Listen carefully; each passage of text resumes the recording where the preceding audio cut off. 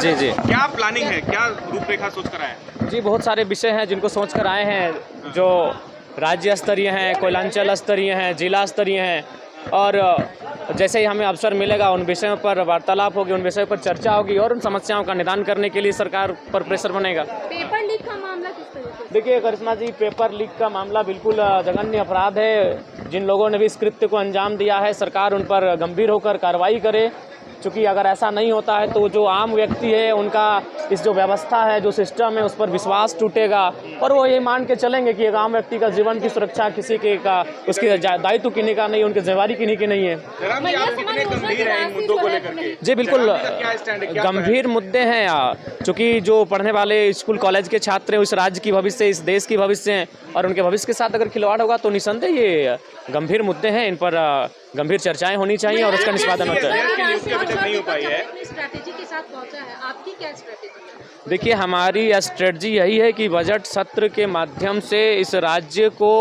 एक ऐसा बजट मिले जिसकी राज्य कल्पना कर रहा है, जो हमारे जो वीर शहीद हैं उनके सपनों को साकार होता हुआ देख सके इस राज्य को। उस दिशा में इस राज्य का बजट पारित होना चाहिए। जयराम जी, जेपीएससी अध्यक्ष पद अब तक खाली है, अब तक क्यों नहीं सरकार को मिल पा रहा है? देखिए, इसके पीछे कोई कारण होगा, जो कोई विशेष कारण होगा।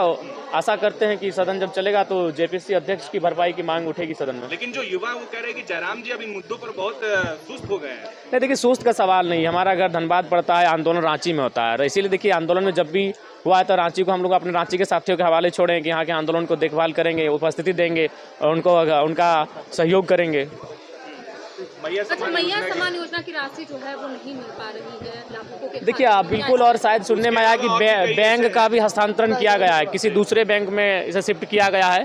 उसके भी बहुत सारे कुछ ना कुछ कह सकते हैं, कुछ ऐसी घटनाएं विषय हैं, तो उनका कहीं ना कहीं मैंने पहले भी कहा था कि ये योजनाएं लंबे समय तक नहीं चलेंगी और फलस्वरूप वो होता हुआ दिख रहा है।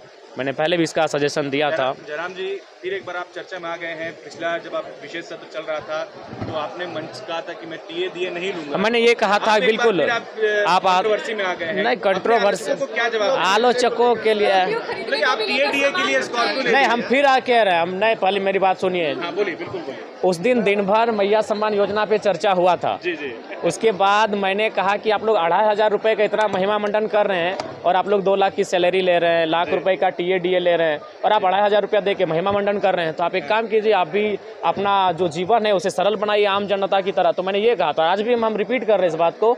जिस दिन इस पर पहल होगी उस पर पहला हस्ताक्षर जयराम महतो का होगा। जिस दिन ये पहल होगी कि एक विधायक की सैलरी 3rd 4th ग्रेड के जो कर्मचारी हैं उनके समान होगी, 40,000, 50,000, 60,000, पहला हस्ताक्षर मेरा होगा। जिस दिन ये पहल होगी उसमें पहला समर्थन ही मेरा रहेगा। अच्छा, आप खाली पैर आए हैं, मैं देख रही हूँ आप खाली पैर आए हैं। हाँ, वचन है तो वचन को निभाना पड़ेगा, वचन है। ठीक है। गाड़ी खरीदने पर सवाल उठाए जा रहे हैं। देखिए, मैंने फिर कहा मैं आवास भी लेने जा रहा हूँ, लेकिन मेरा तर्क जान लीजिए, मैं आवास भी लूँगा, क्योंकि मैं किसी वीआईपी के भरोसे अपना सुख सुविधा क्यों छोड़ूंगा। मेरी राज्य की जनता गरीब है, लाचार है, बेबस है, यहाँ के छात्र प्रताड़ित हैं, परेशान है, तो जो सुविधा मुझे सरकार से मिलेगी मैं वो सुविधा लूँगा और उन्हें मैं रॉबिन हुड के तर्ज पर जनता को दूंगा। बिल्कुल, मैं आवास की भी सुविधा लूँगा। नहीं, हम नहीं लेते, लेकिन उस सुविधा का अगर हम आवास नहीं लेते, वो आवास कोई ना कोई सरकार का आदमी रख लेगा, कोई वीआईपी पर्सन रख लेगा। देखिए रहे मंत्री लोग 2 जगह का रखे हैं, पुराना आवास भी रखे हैं और नया आवास भी रखे हैं। जो विधायक हार के गए वो आवास नहीं छोड़ रहे हैं। तो मेरा कहना है कि जो आवास मुझे अलॉटमेंट होगा वो किसी वीआईपी पर्सन क्यों होगा, इसलिए मैं वो आवास लूँगा। बिल्कुल, आज मीडिया के सामने कह रहा हूँ, और वो मैं अपने क्षेत्र से आने वाले 10-15 विद्यार्थियों को अलॉटमेंट कर दूंगा, पढ़ाई करेंगे वहाँ से। नहीं, मुकर नहीं रहे, ये मुकरना नहीं कहते हैं। आपने बड़ी बात कही कि आप विद्यार्थियों, हाँ बिल्कुल अलॉट करेंगे, बिल्कुल अमल करेंगे।